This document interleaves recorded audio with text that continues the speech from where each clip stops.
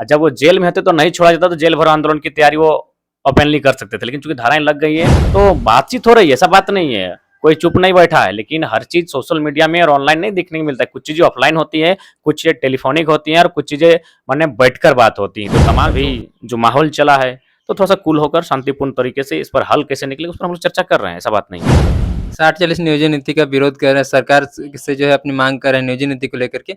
लेकिन जो कंपनियाँ है उसमें तो 75% का जो स्थानीय लोगों को जो है रोज़गार दिया जा सकता है। देखिए, 75 क्यों, मेरा सीधा कहना है 75 नहीं, वहां जो भी भुक्तभोगी हैं, प्रभावित और जो विस्थापित, जैसे मान के चलिए इलेक्ट्रो स्टील रहे, वेदांता रहे, या फिर कोई भी कंपनी जहां पर स्थापित है, जाहिर सी बात है किन्हीं का जमीन लिया होगा, हवा में तो कंपनी नहीं है। तो जिन लोगों का जमीन लिया है भैया, पहले उनको नियोजन मिले, अगर उनको फुलफिल कर लेते हैं तो फिर उस एक रेडियस के दायरे में लें। उसके बाद अगर बचता है तो आप अन्य राज्यों को मौका दे सकते हैं, आप अन्य राज्यों के अभ्यर्थियों को एक अधिकारी के तौर पर जो ऊपर ले है, कम से कम वहां आप चलिए भाई ले सकते हैं। लेकिन अगर लेबर ग्रेड में भी अगर झारखंडियों को मौका नहीं मिल रहा है, तो मेरे हिसाब से बहुत दुर्भाग्य का विषय है और झारखंडियों को अब सचेत हो जाना चाहिए, एक भी इंच जमीन अपना नहीं देना चाहिए।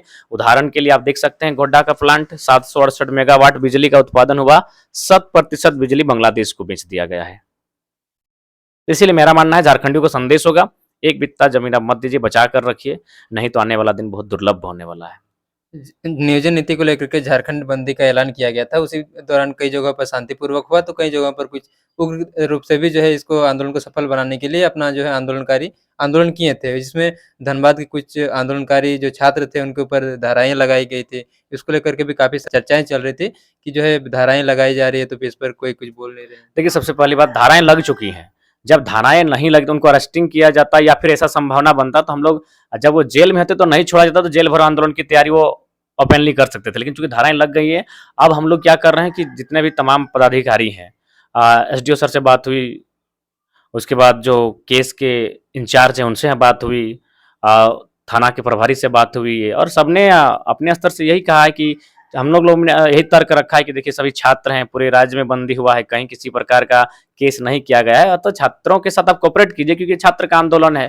तो बातचीत हो रही है, ऐसा बात नहीं है, कोई चुप नहीं बैठा है। लेकिन हर चीज सोशल मीडिया में और ऑनलाइन नहीं देखने को मिलता है, कुछ चीजें ऑफलाइन होती है, कुछ चीजें टेलीफोनिक होती हैं और कुछ चीजें मैंने बैठकर बात होती हैं। तो तमाम जो पदाधिकारी हैं, जो केस की देखरेख कर रहे हैं, उनसे लगातार हम लोग संपर्क में हैं और उनके माध्यम से अभी तक सकारात्मक आश्वासन मिला है। और नहीं तो फिर आगे हैं हम लोग, आंदोलन की तैयारी होगी। और उसी दिन नहीं, अब तक ले इस आंदोलन के दरमियान जितने भी केसेस हुए हैं, चाहे 23 मार्च को हो या फिर 17 अप्रैल को हो या फिर बंदी के दिन हो, सबको लेकर एक दिन कोई विशेष रणनीति के तहत हल किया जाएगा। लेकिन फिलहाल जब केस हो चुका है तो अब थोड़ा सा कभी कभी कहावत है ना कि जब तूफान आंधी आता है तो एक छोटा सा घास झुक जाता है, वो बच जाता है, लेकिन बड़ा सा बरगद का पेड़ अकड़ के रहता है तो बेचारा गिर जाता है। तो ठीक उसी प्रकार कभी कभी इंसान को कूल होकर काम निकालना चाहिए। तो फिलहाल हम लोग इसमें जब एफआईआर हो चुका है तो वहां हम लोग कूल होकर निकालेंगे। ऐसा नहीं कि जो लोग जिन्होंने एफआईआर किया वे लोग नहीं जानते कि भाई किसी दबाव में किया है, वे लोग स्वयं जान रहे हैं कि हमने अपना ड्यूटी के दबाव में किया है। बाकी तो स्टूडेंट शांतिपूर्ण प्रोटेस्ट कर रहे हैं, अभी तक किसी भी प्रकार से स्टूडेंट की ओर से किसी भी प्रकार की कोई गलत एक्टिविटी नहीं हुई। तो जो भी पदाधिकारी हैं वे समझते हैं हमारी बात को, हमारी भावनाओं को भी समझते हैं। हालांकि वो ड्यूटी के मैंने बचाने के कारण या फिर प्रेशर के कारण वे केस करने के कार्य किए हैं, लेकिन इससे कंटिन्यू बातचीत हो रही है।